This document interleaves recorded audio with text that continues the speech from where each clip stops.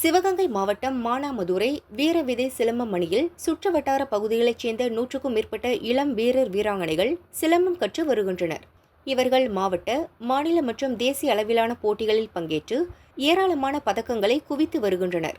கேரள மாநிலம் கொல்லத்தில் நடைபெற்ற தேசிய அளவிலான சிலம்பம் போட்டியில் மாஸ்டர் பெருமாள் தலைமையில் 20க்கும் மேற்பட்ட வீரர்கள் பங்கேற்றனர்.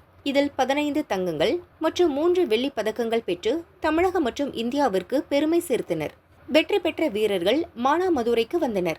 அவர்களை பெற்றோர், பொதுமக்கள் மற்றும் சிலம்பம் மாணவர்கள் ஆரத்தி எடுத்து மாலைகள் அணிவித்து தடபுடலாக வரவேற்றனர்.